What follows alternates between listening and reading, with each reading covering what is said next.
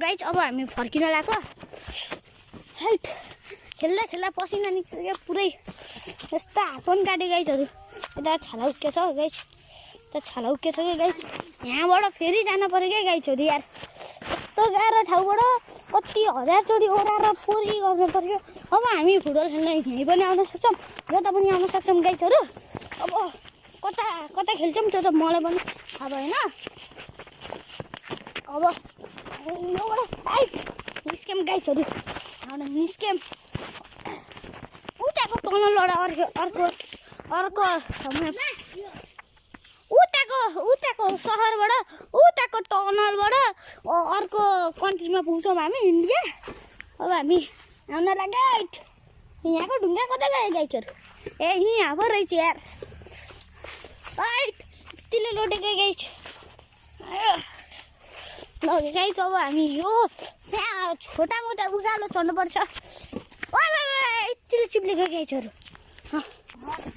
ल छिटो हिँडौँ गाइजहरू। खै टाउकोमा के ल्याएन यो लट्ठीले टाउकोमा हान्छ त हाम्रो।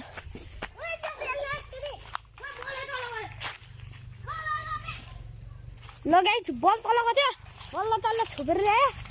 बल तल गएको त बर्बाद हुन्छ नि गाइजहरू। अब हामी घर जान लागेको।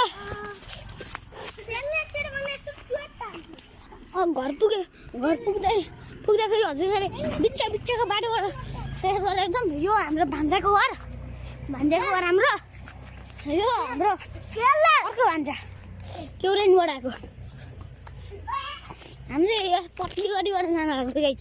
यति भनेको यहाँबाट सिधा रोडै निस्किन्छौँ हामी। म त अर्को साइडबाट आउन लागेको गाइजहरू। ल यो हाम्रो त्यो विशेष भाइको घर। अहिले तिनीहरू स्कुल छ, हामीलाई छुट्टी दिएछन्।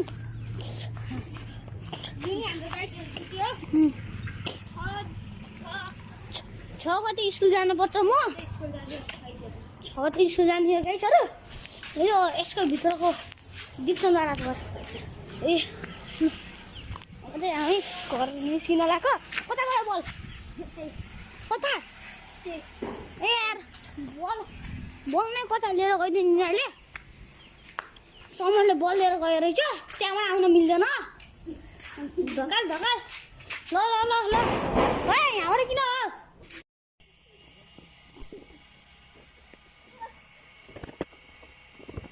गाइज दादा फाउल।